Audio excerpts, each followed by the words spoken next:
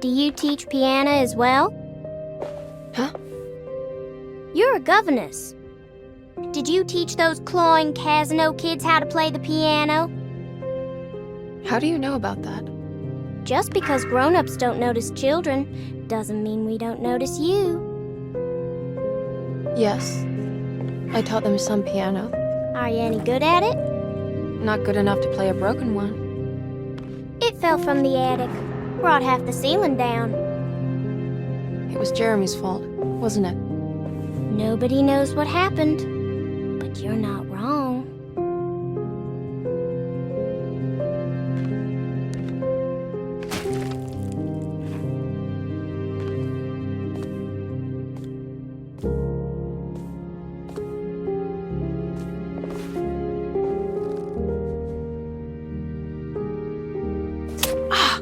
What are you doing?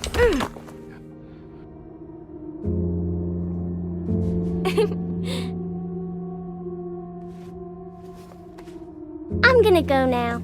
See you around.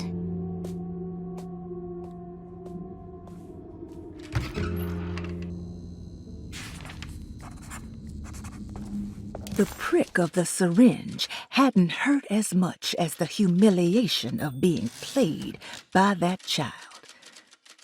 Emily just couldn't make any sense of her behavior. Grace seemed amused, but not mocking. Was this just her being playful? As her feelings subsided, a second thought appeared. She wouldn't have injected her with something, would she?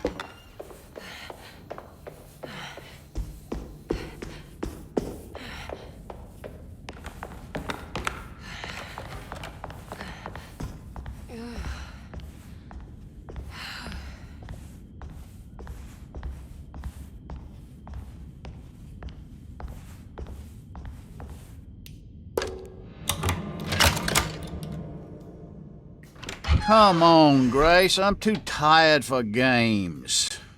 I'll even let you play with my jackknife. Oh, good evening. You haven't seen a little girl by any chance, have you? I don't think so.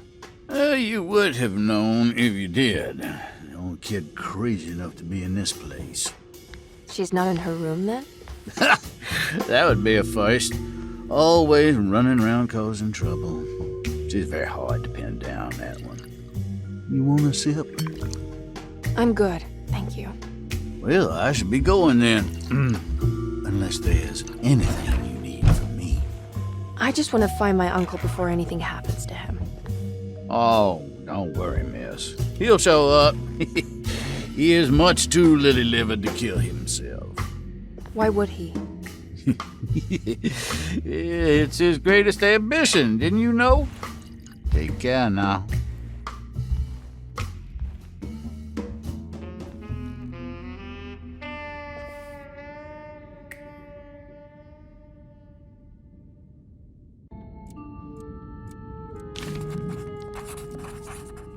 McCarthy moseyed off to continue his search for the little girl. Emily had meant to ask why he was looking for her, but decided against it, fearing that it would just prolong an already awkward scene.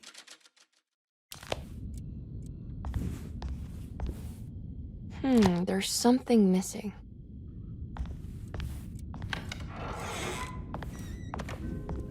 So this is Grace's room. Cute. Don't you worry, Grace. Go play your game, bleat and bellow with the others. I won't be jealous. There will be more masquerades. However, I would love it if you would finish my mask for the feast. With love, Ruth.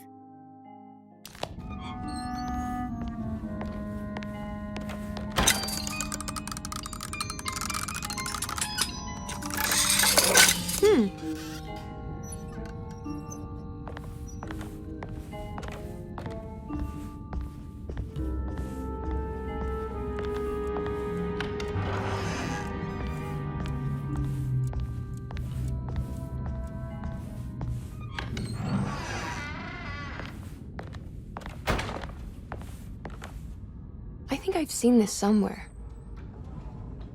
This must be the great Cassandra Beauregard's room. I'm not sure what I expected. Maybe something more extravagant?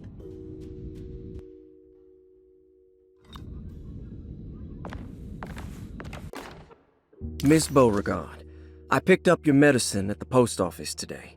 As you understand, it needs to be administered by the orderlies for your safety. I've put the box in Lottie's room for now, and I'm sure she will find you as soon as possible. Miss...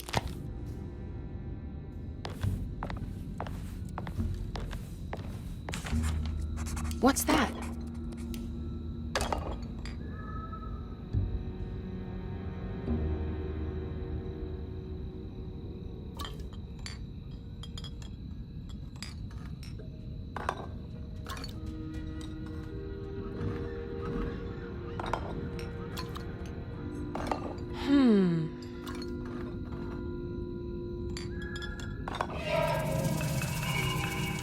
Let's write this down.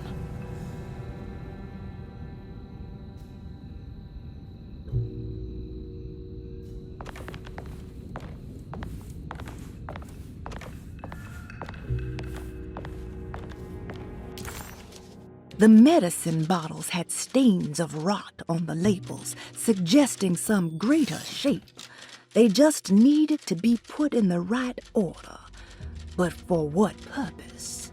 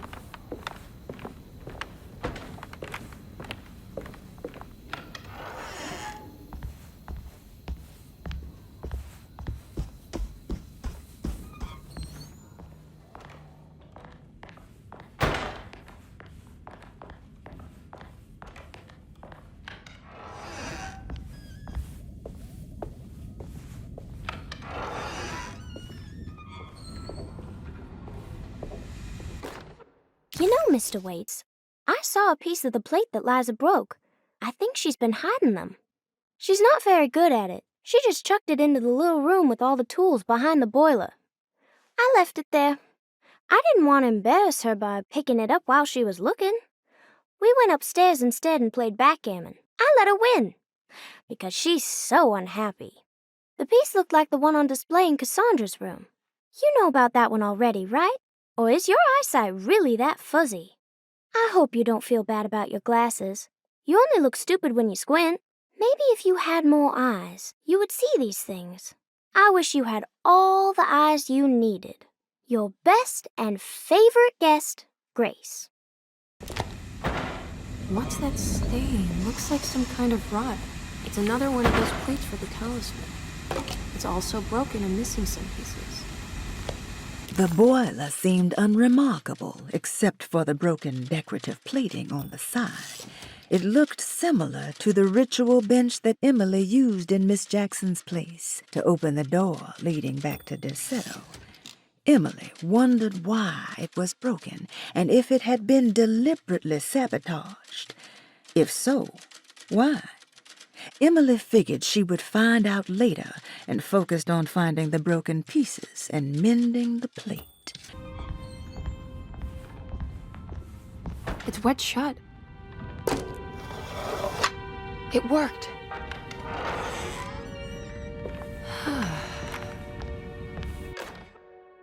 The Barlow lens. Instructions.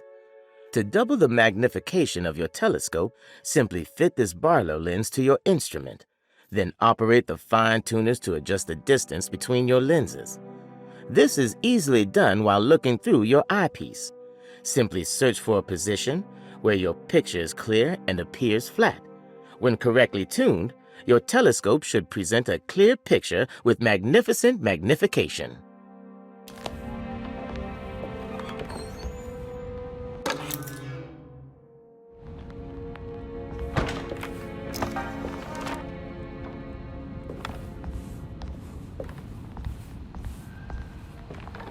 I don't have everything I need.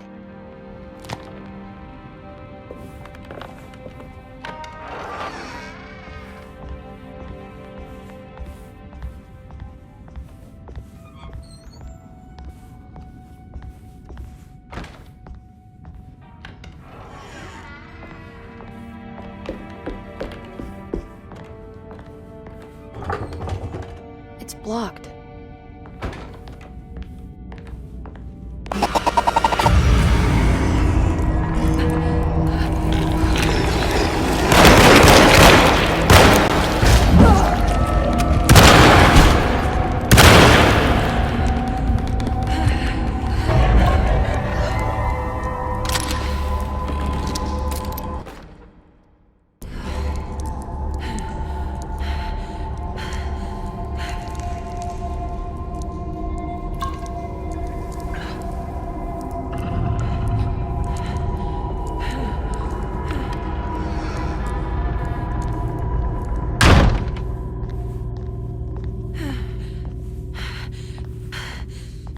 Okay, that wasn't so bad.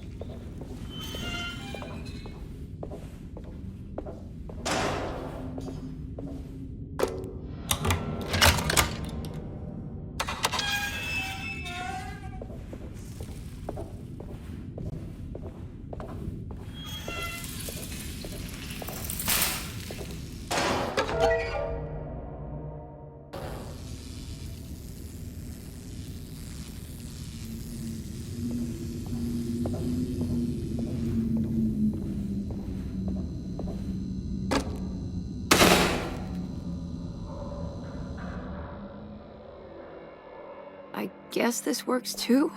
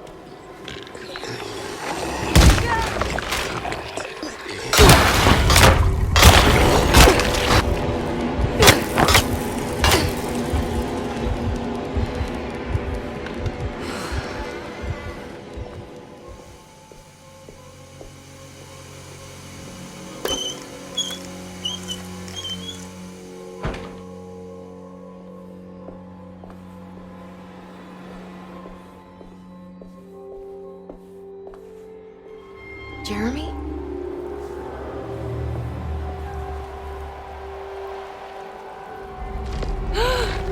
What the hell is that?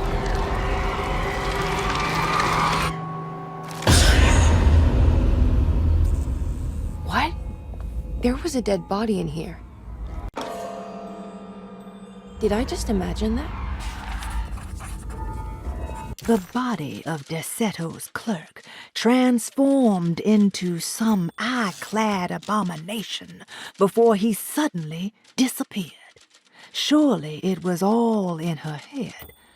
A horrible vision planted by the dog man.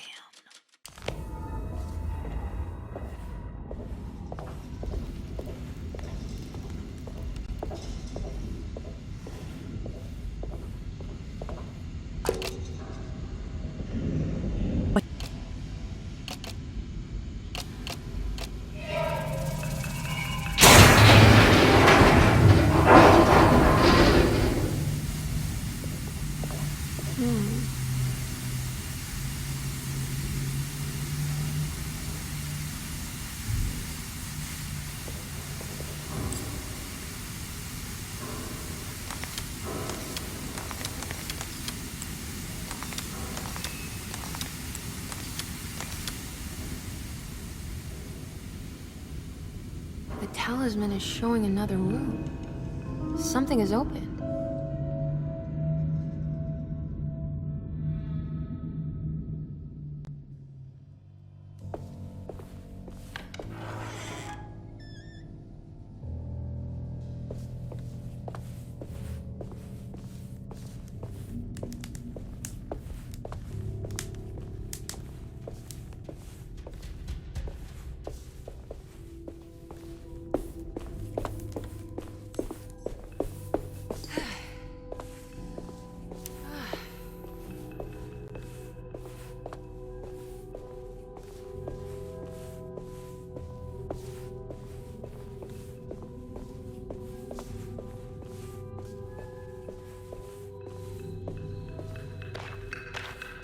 It worked.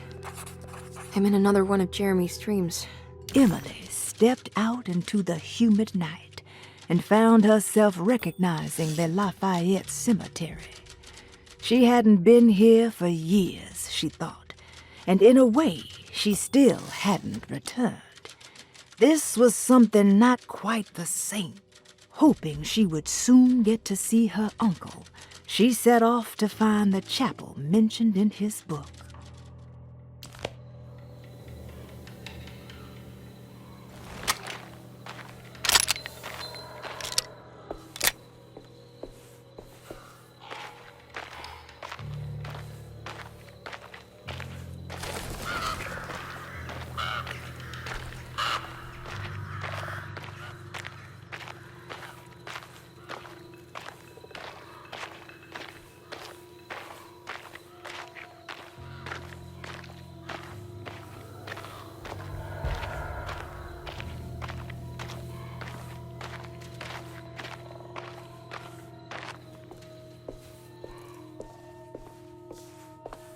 It's been a while since I visited the family tomb. I hope it's in a better state than the real world.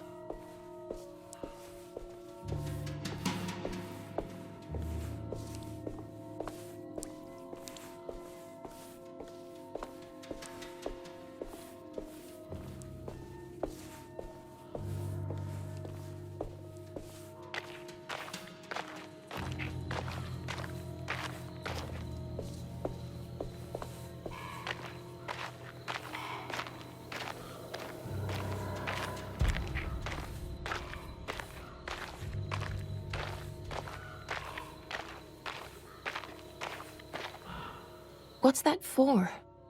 There's something missing.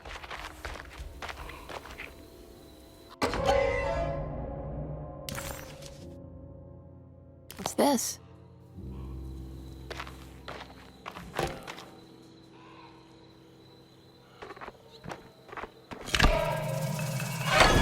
There we go.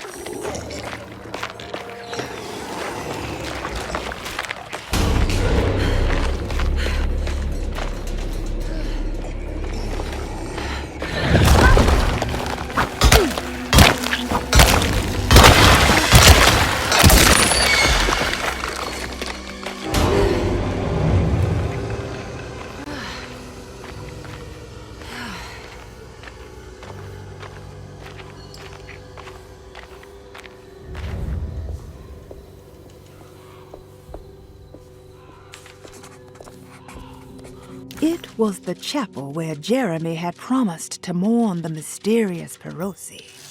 Maybe soon she would be able to talk to her uncle and have him end this madness. She just needed to find a way inside the chapel.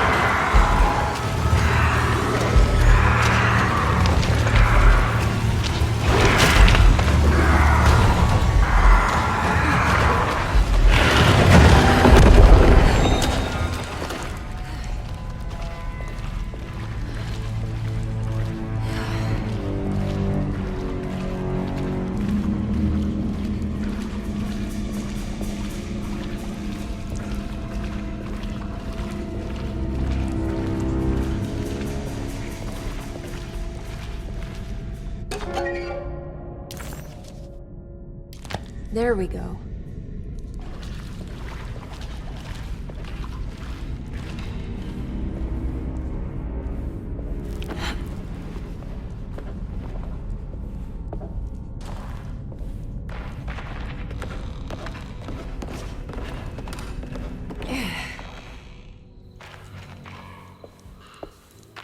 I made it out.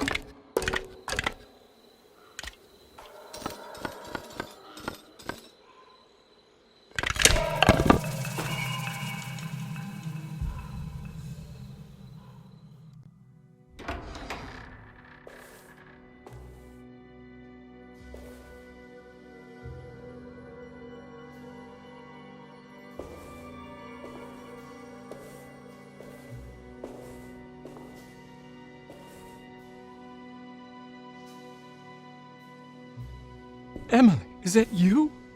Jeremy! What are you doing here? Well, you sounded so miserable in your letter. I've come to take you away from here. I can't believe I made such a foolish mistake. All I wanted was for you to stay away. What do you mean? I bargained with the Dark Man. A pact to keep New Orleans safe with my own life as tribute. The Dark Man isn't real, Jeremy. There is nothing he can do to hurt you. How do you think any of this is happening? How do you still not trust my words? Fine. Then let me help. Don't be foolish. He will bury you next to me in his sunken temple for an eternity. I don't care. I'll find a way. I have my own talisman, and I know about Tarawea. Oh, wait, don't speak.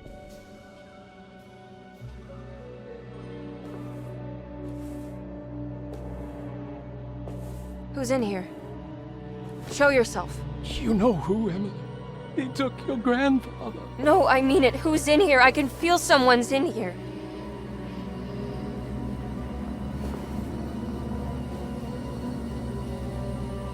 Evelyn!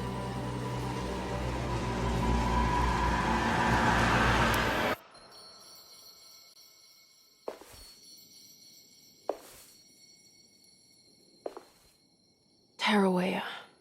Why do you want to go there, Jeremy?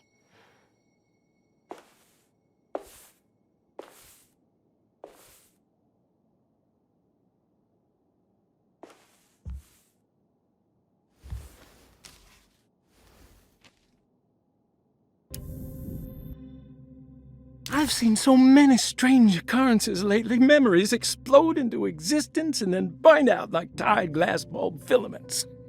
Dreamscapes crash down from the stars and sink into the sea. Doors that lead to nowhere and absolutely everywhere at once. With all this reverie, I want to think there's a chance that you found a way to remain alive in some way I cannot fathom. Just like I've learned to navigate with my talisman, maybe you, with all your knowledge, you somehow knew a way to find me again, perhaps in Tarawea. Oh, my love, Jeremy. I need to find out more about Jeremy's pact with the Dark Man. He meant to go to Tarawea. Maybe there is something there that would help. Despite suffering the Heartwood curse herself, Emily never thought she would be seeing the Dark Man manifested in front of her eyes. To Emily, the curse was very much a psychological condition and not something that could suddenly step into a physical world. What did this mean? Could her own personal demons take form? Surely the only way to get any answers would be to find a way to the place Jeremy so desperately wanted to go. She needed to go to Tarawea.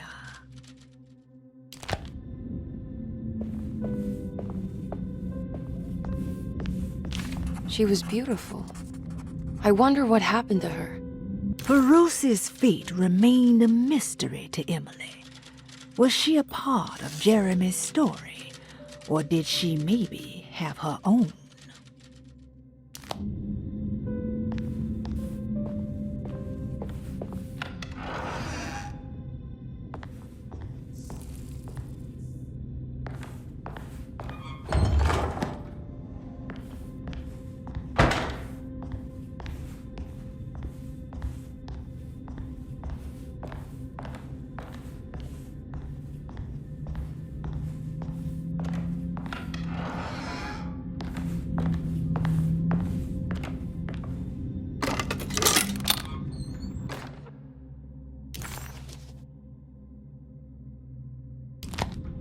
It's a telescope lens.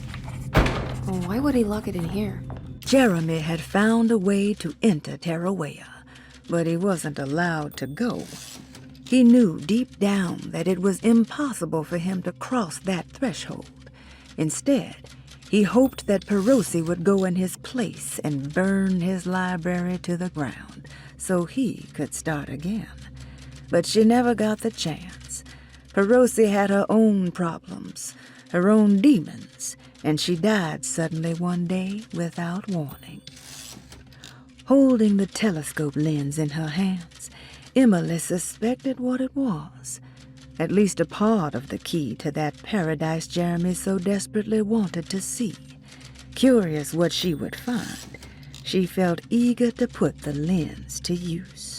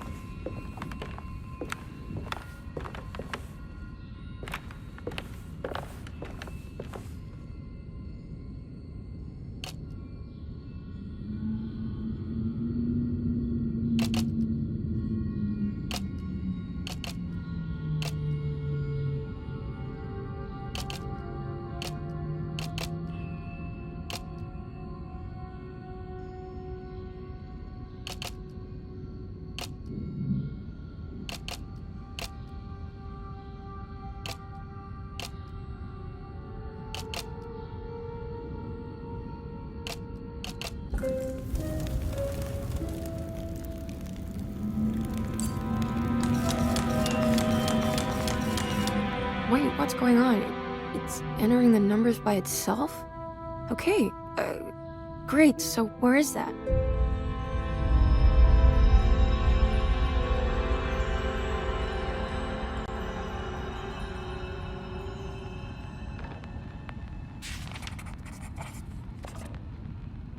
Was this dream of Tarawea without a catch? A place for rest and comfort?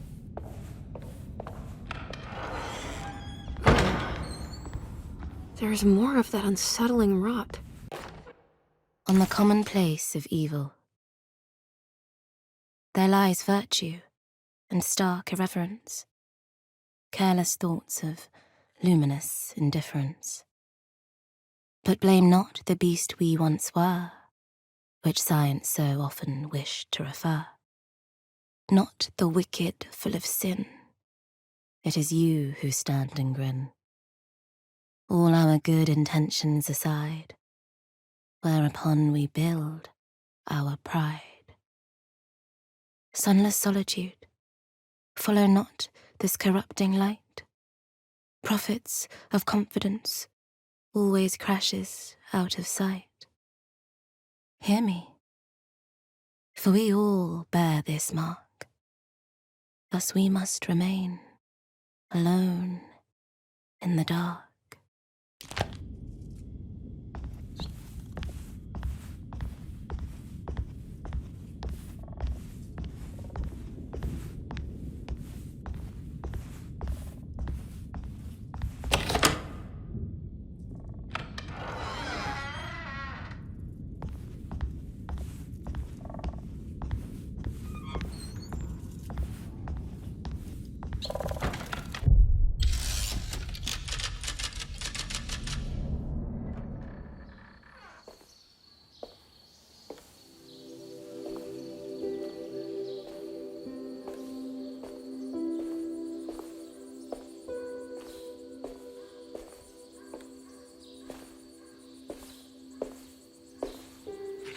You should not have come, Emily. How do you know my name? Have we met? In a manner of speaking. As a manifestation of Yermi's deepest desires, I am to you unfamiliar. Yet I know of you. Are you Jeremy? Is that what you're saying? I am only his subconscious thoughts. I cannot speak for his totality. How come you have a Spanish accent? And what is this place? Is this Tarawea? This is indeed the fabled convent of Tarawea, where Yermi goes to find peace during his sessions with Dr. Gray. It's all fantasy then. Based on the things he has read and seen. And that includes you. Yes. My name is Juan Luis Jorge. Yermi once read a book of mine. It stuck with him. Can you help me break the pact with the Dark Man so we can leave Dorsetto? Yermi doesn't want you to. He wants to honor his word to the Dark Man. Why? What's the point? I don't understand what the pact is for. The people of Dorsetto are calling upon evil to enter this world. Your uncle offered his soul to the Dark Man to contain this disaster. What? No, that doesn't make any sense. The pact will be fulfilled at dawn. As the sun rises, Yermi will forever be entombed in his sunken desert temple. As promised, the Dark Man shall quarantine and starve the evil inside Dorsetto. What about all the patients and the staff? They will not stand a chance. That's unacceptable. How could Jeremy agree to this? Desperation, of course.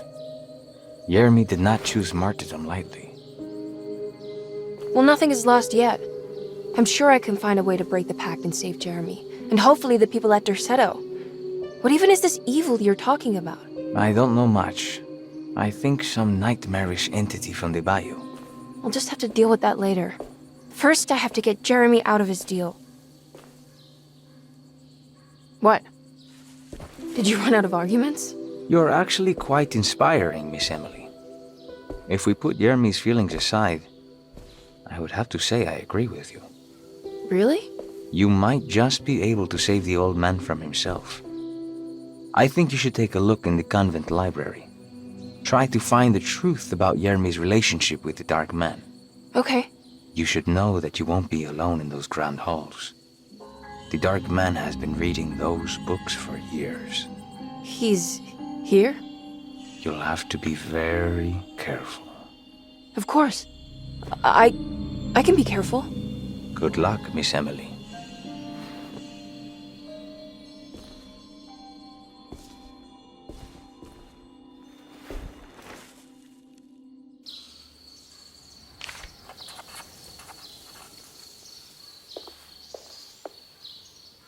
What is the Dark Man, do you know? The Black Sun. The stalker among the stars. The crawling chaos. No. Neither I nor Jeremy knows what he truly is. I'm worried this is how it starts. That this is just madness enveloping me. I'm sorry. There is no compelling answer I can give you to dispel such doubts. Well, I've put this off long enough. Take care, Juan. You too, Miss Emily. I will cross my fingers and hope for the best.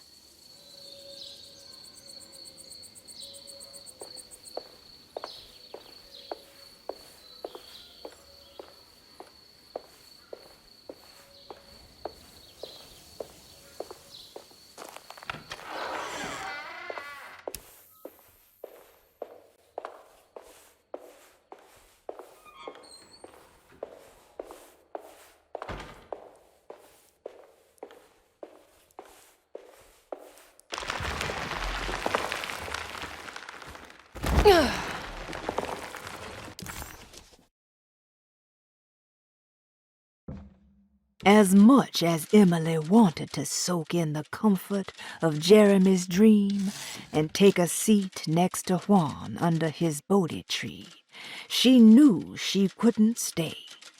She had to visit the library and find information about Jeremy and his first meeting with the Dark Man.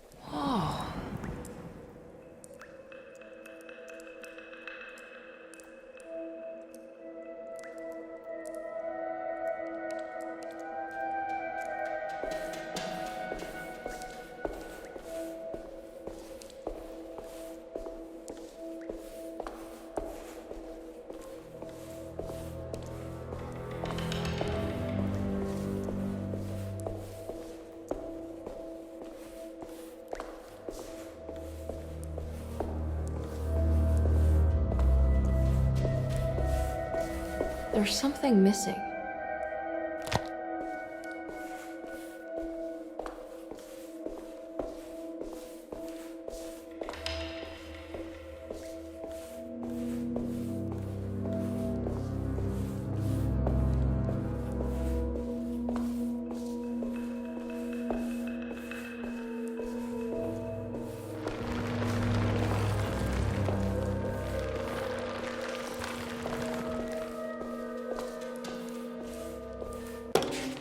The great library was endless, beautiful, and terrible.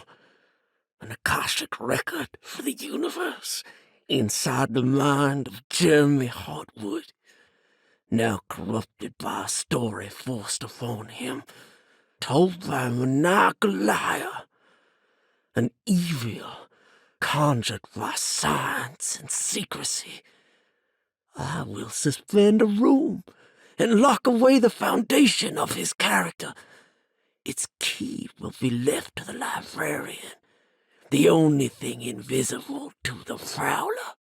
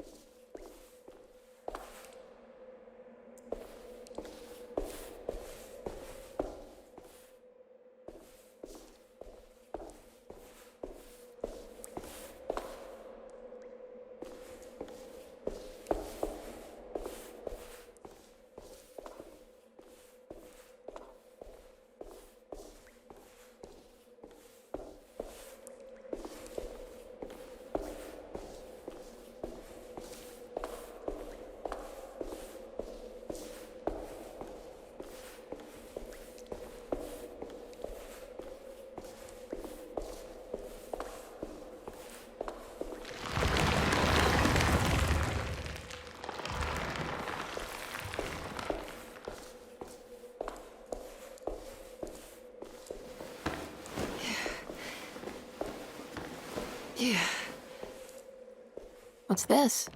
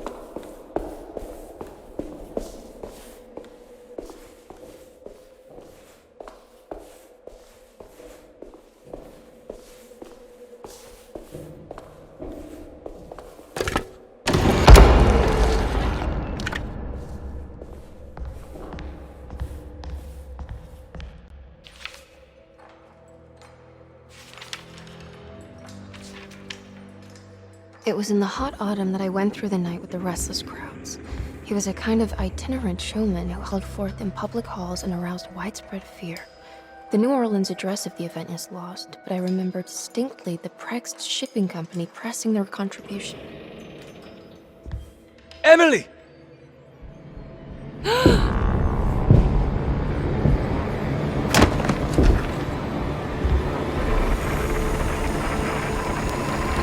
no.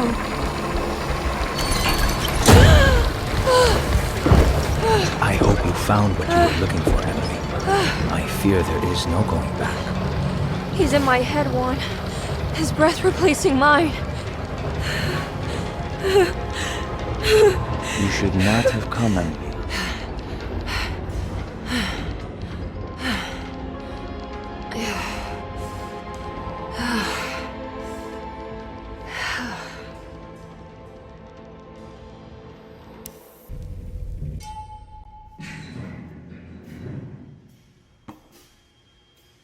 Well, if it isn't my new best friend. Come, join me for some giggle water.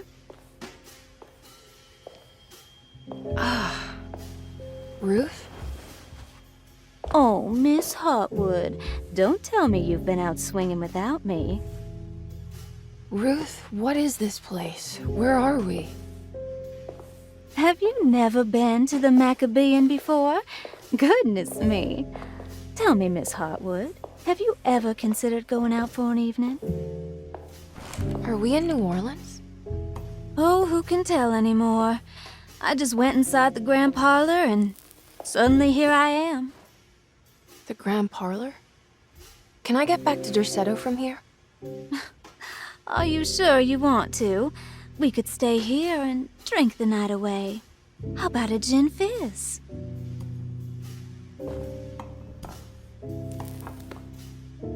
If this is New Orleans, maybe I should go further. Find that magic show the book was talking about. But there was no address, just Prext Shipping Company. Oh, is this about where Jeremy met the Dark Man? How do you know about that? Jeremy talked a lot about the Dark Man. I always felt a bit envious. How so? If an all-powerful entity showed me any interest, I'd at least hear him out. I'm sure he has plenty to offer. I don't think you'd want that, Ruth. We're too sweet for such darkness. Oh, please. What kind of blue nose do you take me for? I relish the darkness. I think it suits me.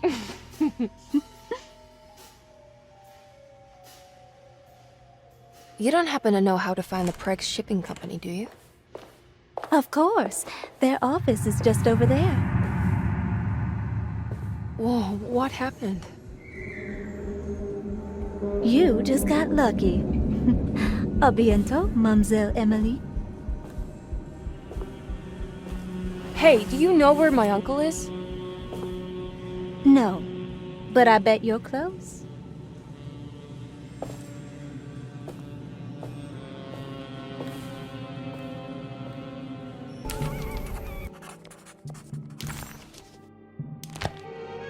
It was in the hot autumn that I went through the night with the restless crowds to witness the enigmatic Black Pharaoh. He was a kind of itinerant showman who held forth in public halls and aroused widespread fear wherever he performed. It was the sort of thrills my father sought out, especially if there was a promise of electrical trickery.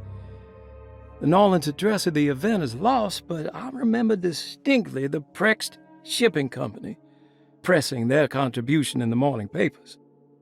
There were rumors of an Egyptian sarcophagus being a part of the act, something which kept me wondering how they had carried that up the seemingly endless stairs. The details of the showman's performance have almost been entirely replaced by dread, the kind that numbs and hides the terror of something unbearable. What is certain is that ever since that night, I can't remember a single day passing without seeing or sensing the presence of a dark man. Why couldn't Ruth come with her and help her out, Emily thought. She really didn't want to be alone anymore. At least Emily was back in New Orleans again, in front of the warehouse of the Prext Shipping Company. According to the book in the library, she should find the address to where Jeremy first met the dark man inside.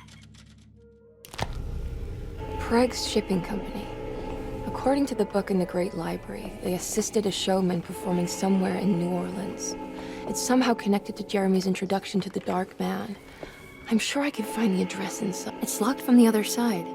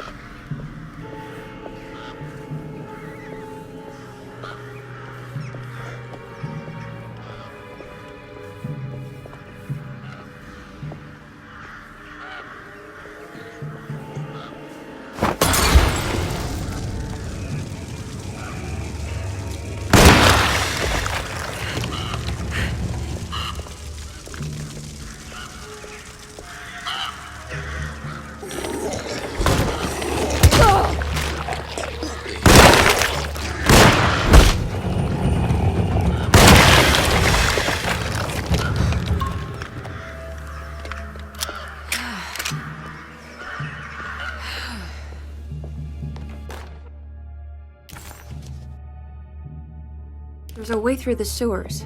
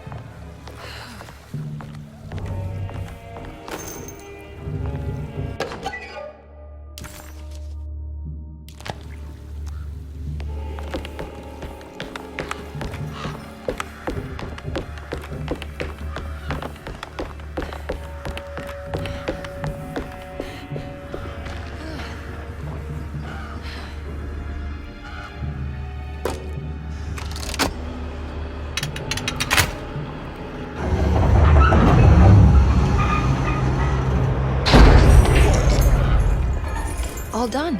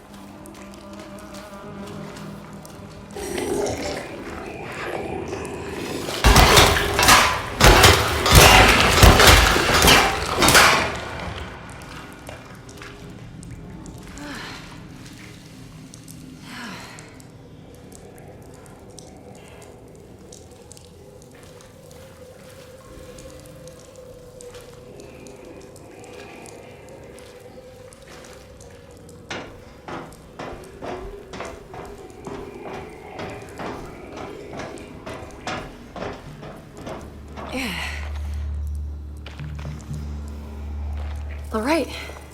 I made it inside the warehouse. Now let's find that address.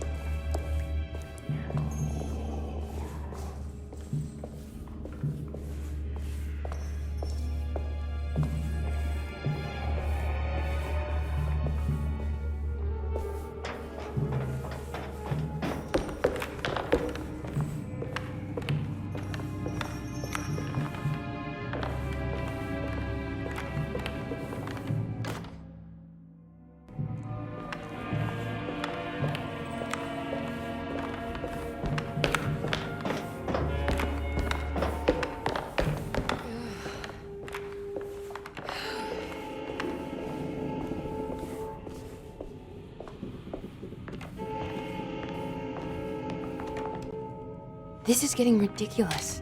I mean, I'm not complaining.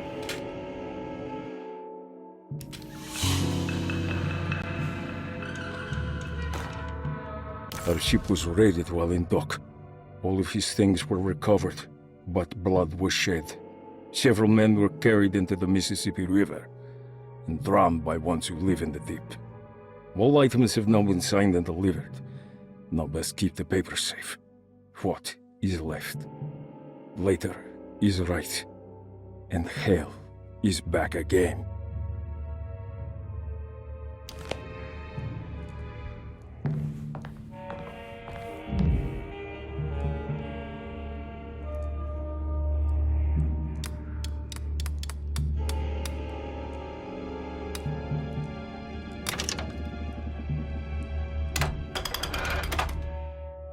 Cargo Manifesto, September 19th, 1892.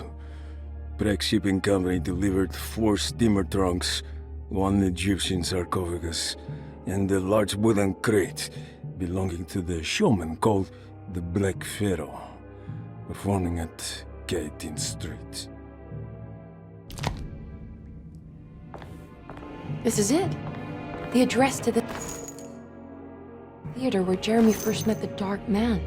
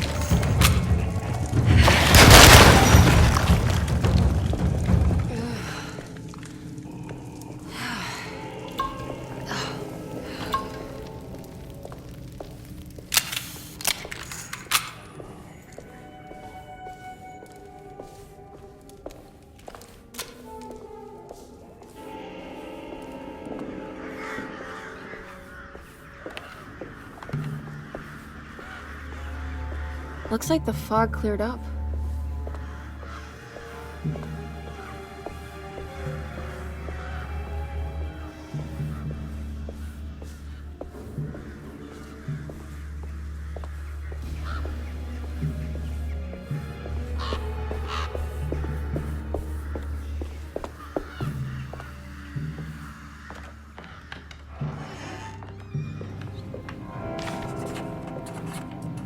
Emily didn't recognize this part of town. She didn't even know if it was a real address she had found. Did Gallatin Street exist, or was it something Jeremy had made up? As she closed in on the address, she began to worry. Would she meet Jeremy there, or was she running into the arms of the Dark Man himself?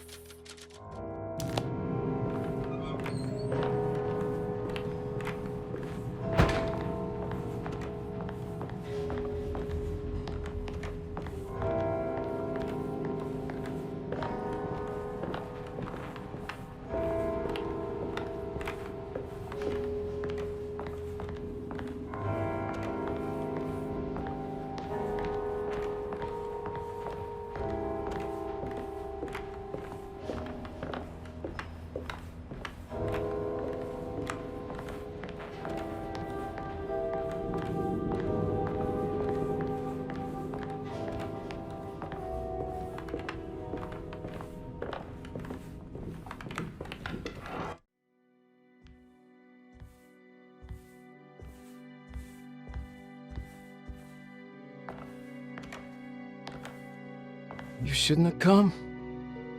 Don't say that. You needed my help.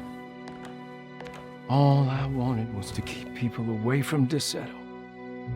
Especially you, Emily. You're the only one in the family who forgave me for choosing old age over death. Father still cares for you? He is paying for your treatment at Desetto. To get rid of me! That's the only reason anyone's at Desetto. Someone in the family thought you were becoming an embarrassment. Help me get you out of this mess, Jeremy. I want to take you away. Your father would send me right back. What if I take you up north, to Kingsport? I know Mother still has family up there. I've been thinking about going for a while now. I haven't been to Massachusetts in years. I still paint from memory, you know. That old lighthouse makes for a great motif. Your father and I would go almost every summer.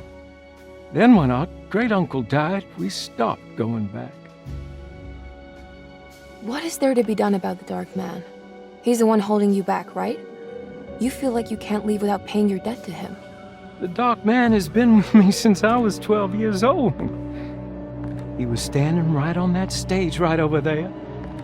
For a brief moment, his gaze held mine. And that was it. I recognized him for what he was. The Heartwood curse embodied in flesh. I thought it was my turn. But I was only there to be mocked. Instead, his attention moved on to my father sitting next to me. I turned to him and saw his face. The whitest shade of pale I've ever seen. He bit off his tongue that night and suffocated. What can be done, Jeremy? Please. There's a way. 2 ways to be exact. One worse than the other. A written contract, now buried inside his sunken temple. Don't you remember what it said? I don't want to. Try, Jeremy. What did the contract say? No, we can't. We can't let New Orleans suffer that blight. I have to make this sacrifice. What are you talking about? Is this the thing from the bayou? Juan said something. Ah!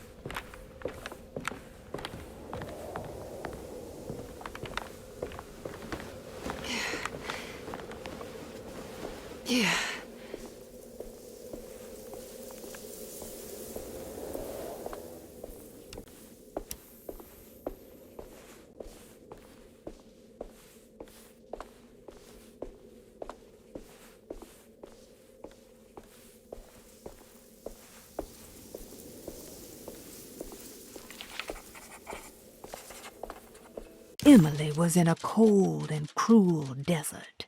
As her feet pushed into the ancient dunes, her mind flickered to the beach in Kingsport, where the shadow of the tall lighthouse crossed the coast like a needle. It seemed so much more sinister than it should. A temple dedicated to the Dark Man, she thought. How is this worth pursuing? This is madness.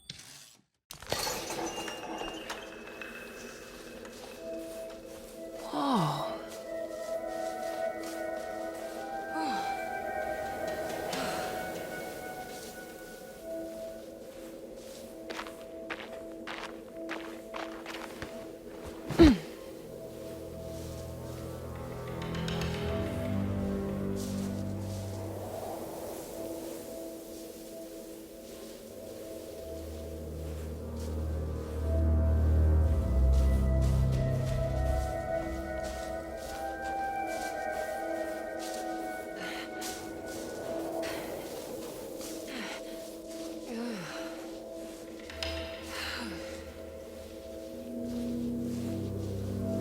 I need to get down there somehow.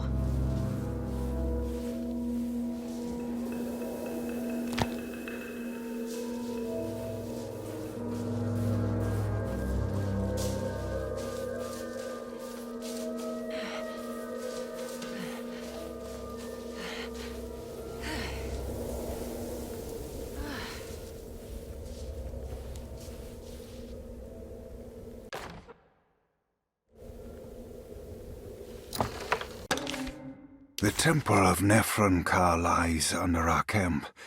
Despite all efforts, that unholy site did not collapse, but sink beneath the sand. The pharaoh is long dead, his name meticulously stricken from all ancient writing. But that stage meant for blood and terror remains. The temple is said to be lightless, built to harbor all the haunters of the dark found in the very depths of our universe. Calling on the gods meant creating a bridge between our world and theirs. The terrible Aldebaran of Taurus, the Black Sun, was seen as the most important star in the night sky, because, according to the Kitab al-Azif, it was said to be the home of that crawling chaos known as Nyarlathotep. Through ancient mechanisms, it was said that the priests could open shafts channeling the light emitted by that strange stone called the Shining Trapezohedron. Several streams pooled together above the statue of that dark man would then be sent through space towards the Black Sun, a message to the gods. The gifts bestowed on the sender are completely undocumented, but often assumed to involve dark blood pacts, where souls are traded for malicious miracles.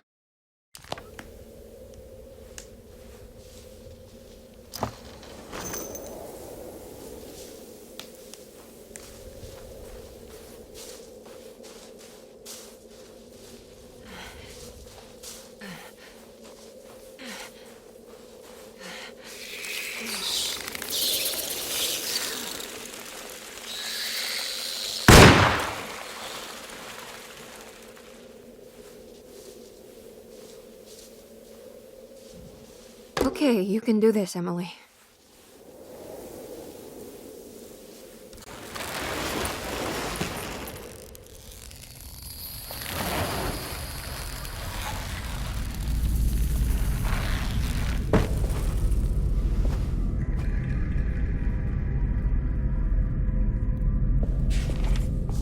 Emily felt a wave of despair as she recognized the temple she had entered. It was where all her dreams eventually led her.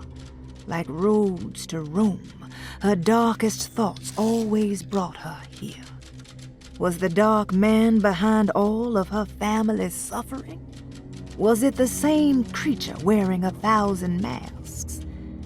Finally, feeling her own sanity slipping away, Emily steeled herself and set off in a hurry to find Jeremy's contract with the Dark Man. so she could leave this cursed place.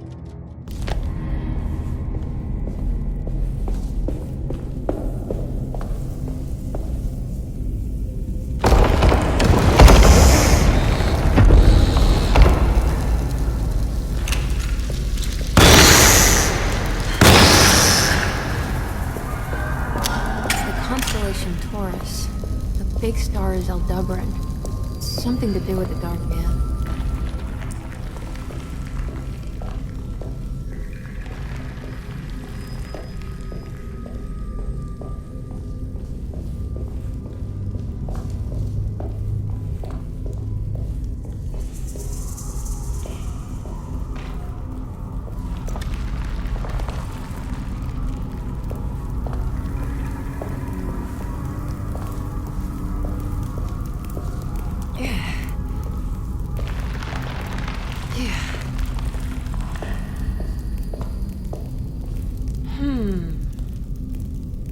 There's something missing.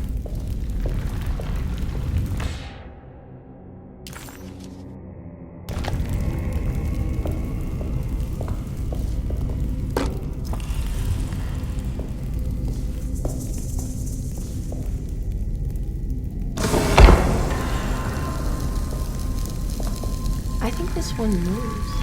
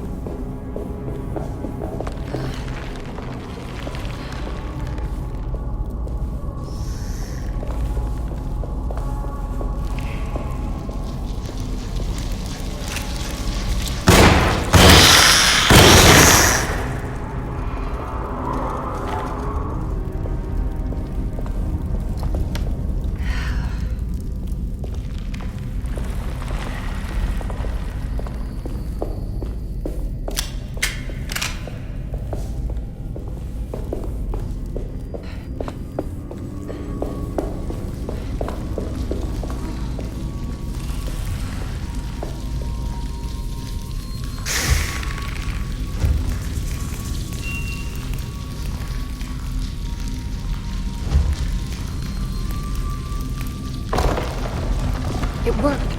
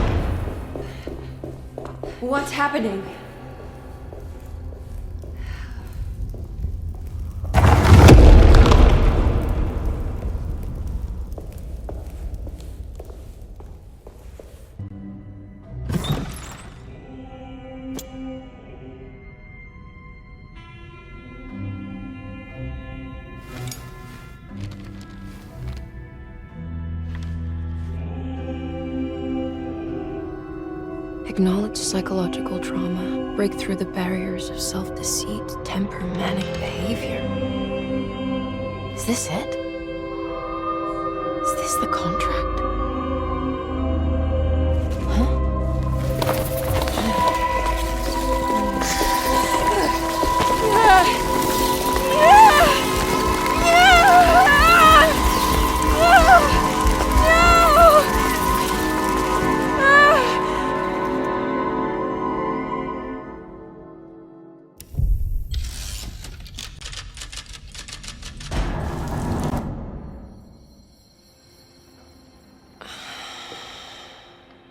Oh, Jeremy. How much pain and suffering you could have prevented. Emily? What are you doing? Detective, how is your investigation going? Well, I still have no clue where Jeremy is, but I think I know why he's hiding. This place is full of lunatics planning to perform some kind of ritual tonight. Well, that sounds ridiculous. Or rather would have just a day ago. It gets worse. I have reason to believe they killed anyone who didn't want to go along with the plan. Detective, have you encountered any monsters tonight? I just told you, I think they killed people. Beauregard, the author, Perosi, the singer, Mr. Waits, the clerk, Mr. Chance, the gardener, they're all missing. No, I mean, have you fired your gun tonight? Of course not. They wouldn't just kill outsiders like that. It would bring too much attention. But you should keep your eyes open. So you haven't seen anything strange? Been anywhere else? What are you trying to tell me, Emily? Are you in some kind of danger?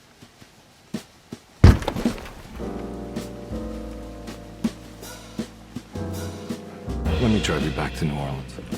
I think I have enough. You know, at least get the police to take a look at this case.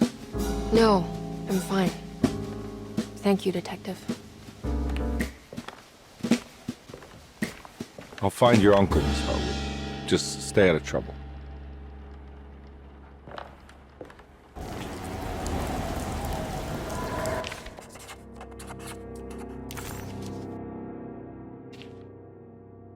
He must first acknowledge psychological trauma in order to proceed. The lying must stop, so we can break through the barriers of self-deceit. Finally, temper manic behavior. Medicine has failed me. Nothing can be done to dispel the hardwood curse. Only the sacrificial dagger may release the despair from Jacob's eye. Yet, doing so would be the doom of Derceto. Let this curse of mine be a weapon for once. I accept your demands. Oh, crawling chaos. Build your prison around this godforsaken hospital. When evil has been starved, I will stay buried forever.